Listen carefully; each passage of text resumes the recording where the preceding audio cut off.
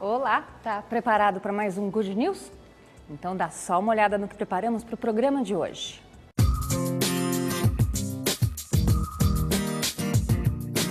No programa de hoje, um assunto atual e polêmico: a exploração comercial sustentável na maior floresta tropical do planeta, a Amazônia. O Good News teve acesso exclusivo à primeira madeireira a conseguir concessão para a exploração de terras públicas paraenses. Uma atividade que, num primeiro momento, assusta, mas, na verdade, abre espaço para discutir um assunto importante para todos. Diante das necessidades do homem e a fragilidade das matas, como garantir a mata em pé?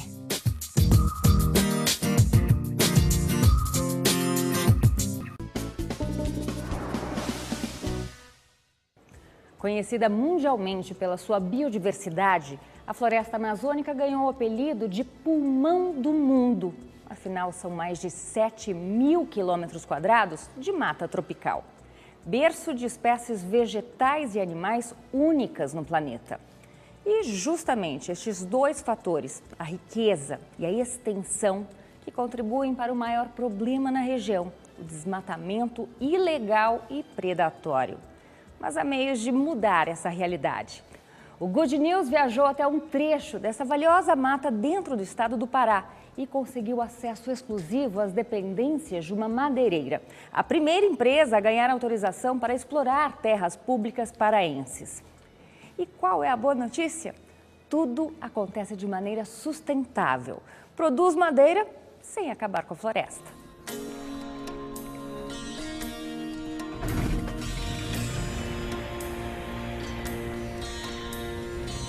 A gente está prestes a decolar das águas do rio Arapiuns, um dos afluentes do Tapajós. A gente vai ver no programa de hoje uma nova maneira de se explorar as riquezas da Amazônia.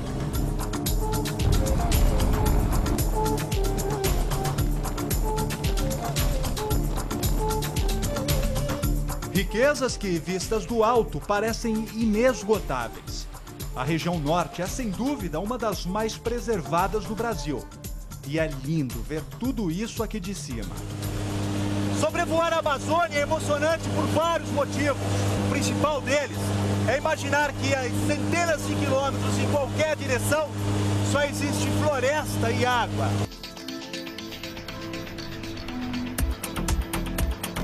Riquezas que despertam fascínio e também a cobiça do homem. Contradições da mesma realidade. Por isso existem políticas de preservação da Amazônia.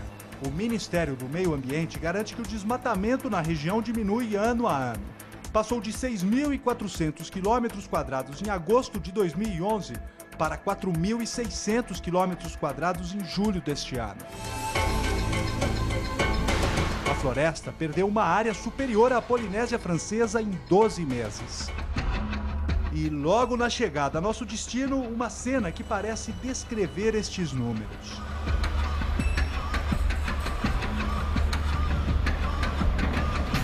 Balsas carregadas de toras estão prestes a zarpar do Porto São José, no rio Arapiuns. O Pará é o maior produtor de madeira tropical do país. Para se ter ideia, são retirados diariamente das matas do estado troncos suficientes para encher 10 balsas como essa. Mas apenas uma dessas cargas é extraída de maneira sustentável.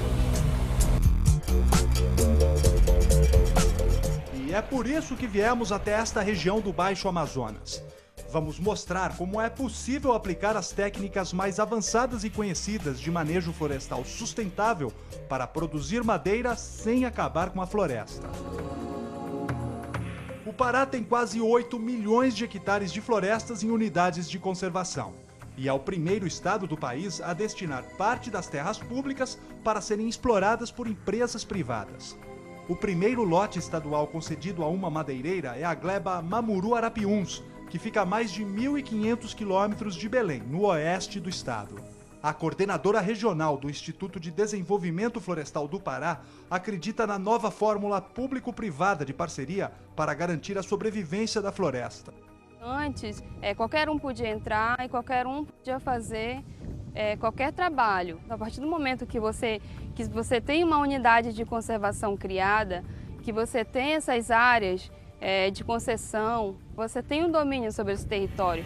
Então você tem vários benefícios, você tem o controle do Estado, você tem a presença de outras instituições que vão poder estar ali desenvolvendo estudos, e você pode garantir para a sociedade a perpetuação daquela floresta. São 70 quilômetros selva adentro até chegarmos ao acampamento da LN Guerra, empresa que detém a concessão para explorar esta área por 30 anos. Quase 100 trabalhadores vivem aqui em período integral.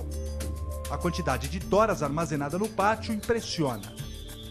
E todo mundo tem que entender que a floresta, o maior potencial dela não é deixar ela parada, é você utilizar ela de maneira sustentável. São troncos de jatobás, ipês, maçarandubas, cedros, cumarus. De um lado as toras e de outro as mudas das mesmas árvores esperando para serem transplantadas. Como todo ser vivo, ela tem um ciclo dela, né? Então ela nasce, cresce, gera frutos, as sementes, para outras virem nascer. Então ela tem um ciclo dela e você aproveita esse ciclo, né? Ainda consegue gerar riquezas em cima disso. Engenheira florestal e diretor comercial estão de acordo. Só é possível produzir e preservar ao mesmo tempo, respeitando os ciclos da natureza e dando tempo para a mata se recompor. Por isso, seguem regras de manejo que vêm sendo aprimoradas nos últimos 40 anos de pesquisas na Amazônia. O rodízio é a primeira dessas regras. A área de concessão Mamuru-Arapiuns foi dividida em 30 unidades de produção menores, cada uma para ser explorada em cada ano. Somente após 3 décadas é que as máquinas voltarão a trabalhar na primeira unidade, a que está sendo explorada neste momento. E assim sucessivamente, transformando a madeira amazônica num recurso renovável com o tempo. Mas só é permitido retirar das matas a mesma quantidade de madeira que a floresta pode produzir. Estudos indicam que a taxa de reflorestamento natural da Amazônia é de 0,86 metros cúbicos de madeira por ano por hectare. Esse valor de produção florestal ou de crescimento da floresta é utilizado em um cálculo que diz o quanto eu posso tirar de madeira, de produto madeira dessa floresta, de forma que eu volte naquele mesmo local depois de um certo tempo e aquela floresta tenha se regenerado pelo menos naquela quantidade. A floresta ganha volume de madeira na medida em que crescem novas plantas e os troncos já existentes se desenvolvem. Esse valor, ele, sustentado por muita pesquisa, ele foi aceito e considerado, inclusive, na legislação aplicável ao manejo florestal. Baseada nestes dados, em 30 anos a madeireira poderá retirar quase 1.200.000 metros cúbicos de toras da área de concessão. Quer dizer, isso aí é uma espécie do mapa da mina, né? Vocês só podem tirar as árvores que estão apontadas aí, né? Só as que estão selecionadas em verde, que são as árvores selecionadas para corte. E essas vermelhas? Essas vermelhas são árvores remanescentes e azuis são árvores protegidas por lei. Todas as árvores com troncos de 40 centímetros ou mais de diâmetro são mapeadas com GPS antes do início da colheita. A gente usa o exemplo de 1 hectare, que é o tamanho de um campo de futebol, mais ou menos. Eu vou tirar ali no máximo 4 ou 5 árvores. Então, ou seja, elas têm que ser devidamente selecionadas, eu vou escolher as melhores e vou utilizar técnicas para minimizar o impacto para retirar essas árvores. Então, eu estou dando valor a essas árvores, não estou limpando a área. Isso é o manejo. Na primeira unidade da gleba Mamuru-Arapiuns, foram catalogadas mais de 68.000 árvores, de 116 espécies diferentes. 12.000 vão cair nesta temporada. A maioria das árvores vai ficar de pé para garantir a preservação das espécies e a colheita dos outros ciclos. Essa árvore foi inventariada e ela não consta no mapa, porque ela está naquele grupo entre 40 e 50 de diâmetro que vai estar pronta para a próxima colheita. Tem que esperar 30 anos. E se ela não estiver apta daqui a 30 anos, com as dimensões exatas do que está previsto em lei, ela vai continuar aí. O cumaru centenário de mais de 30 metros de altura não escapou da motosserra. Está na lista de árvores prontas para a colheita deste ano. Cada árvore que tem lá, ela recebeu uma numeração, ela pode ser rastreada a qualquer momento. Utilizam-se técnicas de derruba de árvores adequadamente. As máquinas que entram lá, o caminho que elas fazem lá dentro é totalmente planejado para que ela degrade o mínimo possível. É redução de impacto reduzido que a gente chama. Então, tudo isso para que tenha o menor impacto possível sobre a floresta.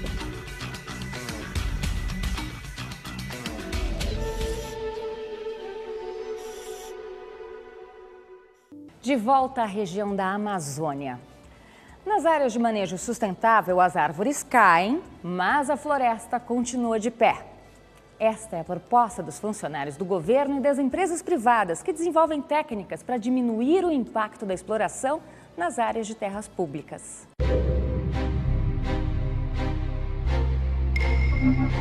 É preciso percorrer grandes distâncias e ainda encarar trilhas mata adentro até chegar à área de produção. Penetrar na Amazônia é como estar dentro de um templo sagrado, uma catedral de árvores gigantes. O que chama minha atenção é que é aberto aqui embaixo, né, da mata. Sim, é um subbosque. Não é exagero dizer que cada centímetro da área de concessão foi rastreado com GPS e todas as árvores de interesse comercial foram catalogadas. Uma ajuda e tanto na hora de localizar cada exemplar. Como este aqui, popularmente conhecido como o amarelão. Essa é a próxima que está selecionada para corte, então vai passar pelos processos de verificação para ver se vai ser abatido ou não, que tem critérios. Primeiro, vai se fazer o teste do oco, ver se ela está uma árvore que vai gerar toras boas para a nossa indústria. O teste consiste em ver se o tronco, que por fora parece sadio, está maciço por dentro. Característica do pó da serragem, pode ver que a característica aqui é toda com a coloração da madeira, não houve uma mudança de coloração. Quando há o oco ou comprometimento do fuste com podridão, ela muda de cor.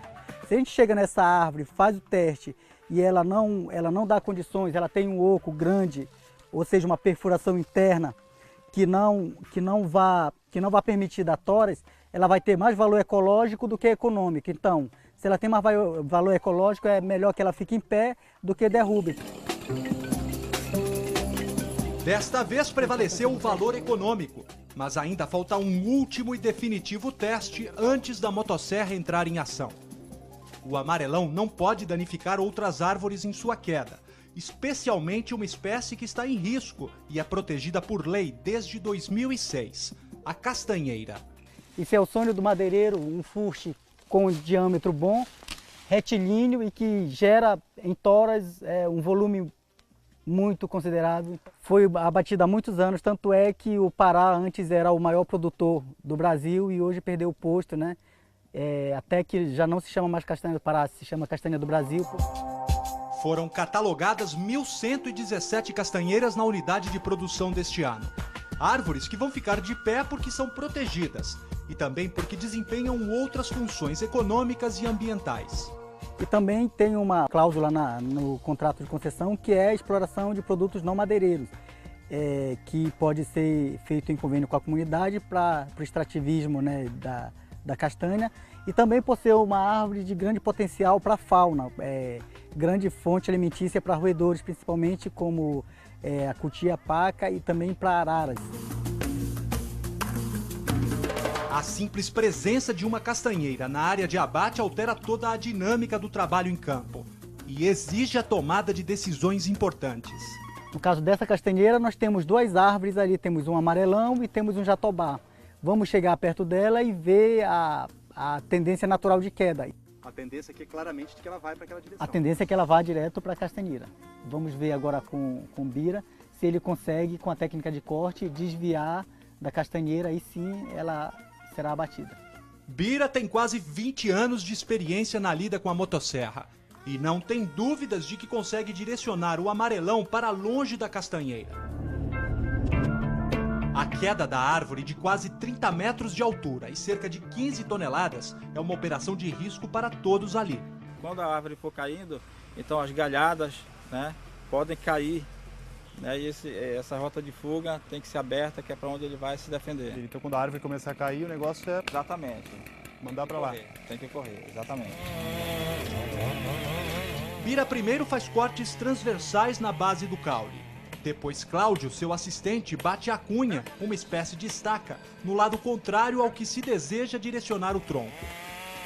O processo é repetido várias vezes. Até que o apito de segurança interrompe o barulho da motosserra e anuncia a queda estrondosa.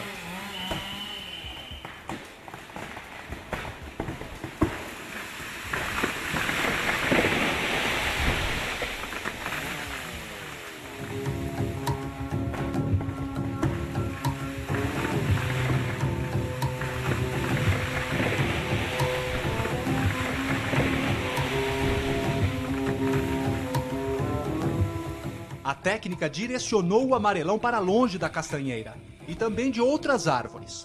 Ainda assim, abriu uma pequena clareira na mata, por onde o sol finalmente pode penetrar. Quando se abre uma clareira, quando se abre a descontinuidade da floresta, temos um banco rico em sementes no solo, né? Que com a insolação e com a vinda da água quebra a dormência dessas sementes. Ela excita a floresta de forma a que ela se regenere, né? Aquela grande árvore que caiu ou foi abatida, ela cede espaço para árvores mais jovens tomarem o seu espaço no dossel e assim promovendo essa substituição natural. Lado positivo, que só é possível enxergar quando o manejo é bem feito em todas as etapas. Na verdade, é normal as pessoas que não acompanharam nenhuma vez uma exploração de perto, elas sentem esse impacto, mas mantendo as espécies para produzir sementes que vão perpetuar as espécies, que vão dispersar as sementes pela floresta, manejada adequadamente, respeitando as espécies, respeitando os animais que estão ali e respeitando quem está morando lá dentro. Então você vai ter eternamente aquela floresta ali.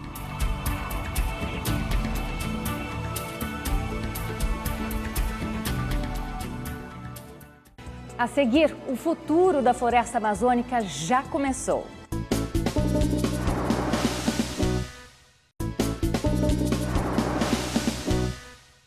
Agora você confere a última parte da nossa matéria especial sobre exploração sustentável de um trecho de floresta amazônica dentro de uma área de concessão pública no estado do Pará, onde, para garantir o futuro desta mata e dos moradores da região, é preciso obedecer normas. E o Good News estava lá para saber quais são e como tudo isso é feito.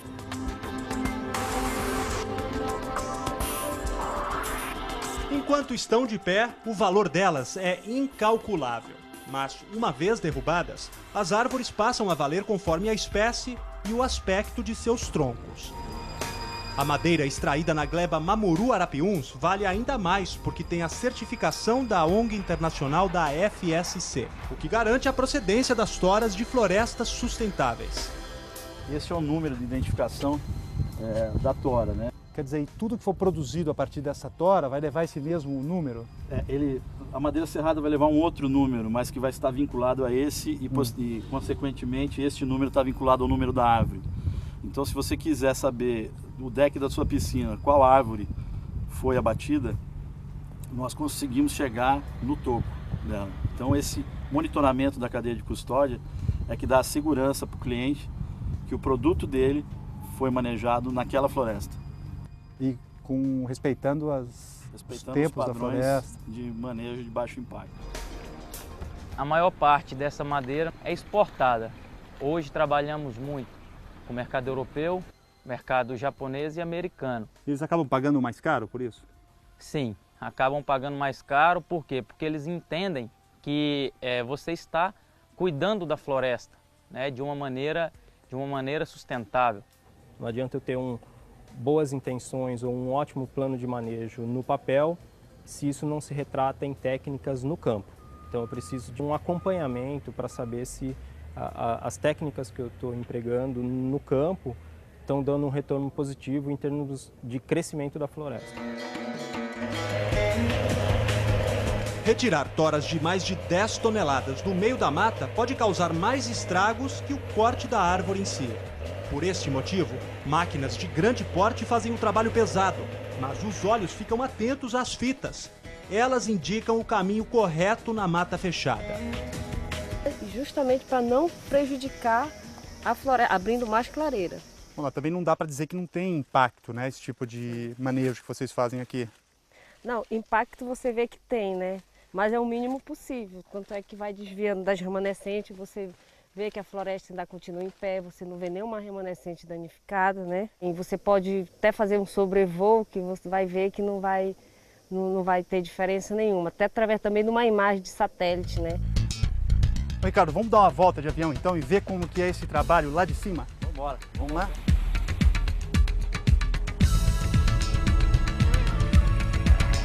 Daqui de cima é quase impossível realmente notar a diferença entre uma área manejada corretamente e daquelas intocadas pelo homem. A gente consegue ver que essa área ela tem um alto potencial madeireiro, devido à densidade da floresta, a floresta fechada.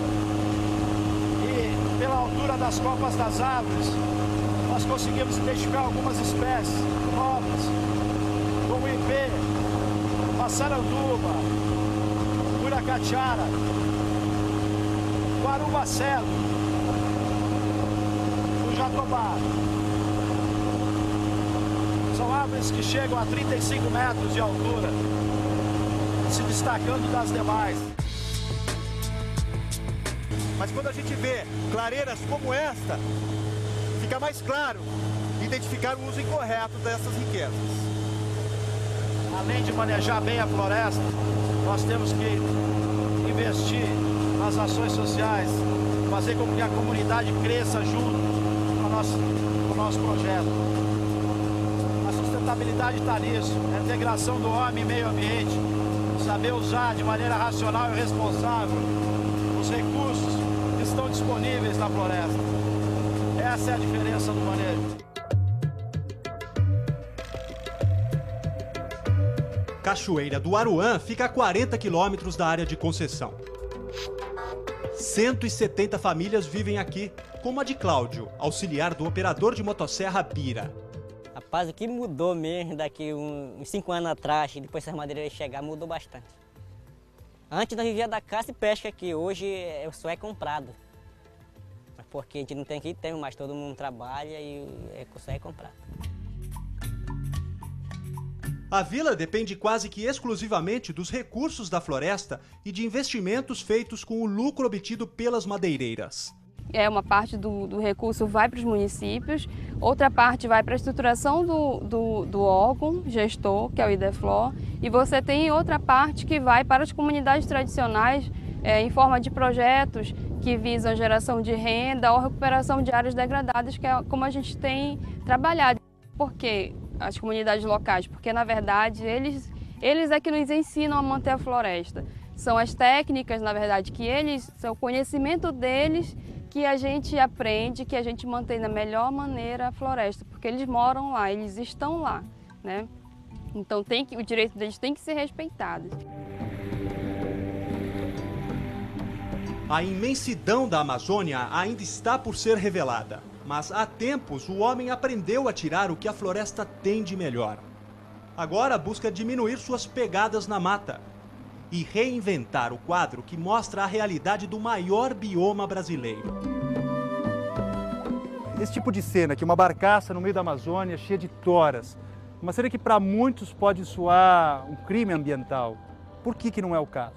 Ela pode estar vinculada a um projeto ambientalmente adequado, socialmente justo e economicamente viável. Esse é o tripé de sustentabilidade. É legítimo, então, aproveitar das riquezas da Amazônia, desde que respeitando os tempos da floresta? Com certeza, respeitando, seguindo o que ela tem a nos ensinar, seguindo o tempo dela e não o nosso tempo, né? No Pará, a primeira floresta brasileira manejada de forma sustentável foi a Flona de Tapajós, em 1979. Mesmo depois do manejo, nenhuma espécie foi eliminada e aumentou a produção madeireira da floresta. O extrato vegetal não foi alterado e dobrou o número de árvores com troncos entre 50 e 60 centímetros de diâmetro. Para o ano que vem, a Embrapa planeja um segundo ciclo de exploração sustentável.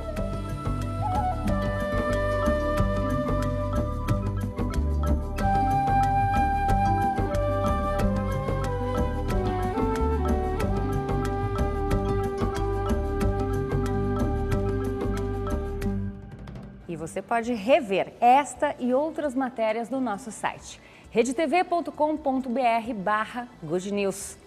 O Good News de hoje fica por aqui. Daqui a pouco você confere o tema quente. E para a semana que vem, preparamos um programa especial com as melhores expedições da equipe no ano de 2012. Uma seleção imperdível de tirar o fôlego. Até lá!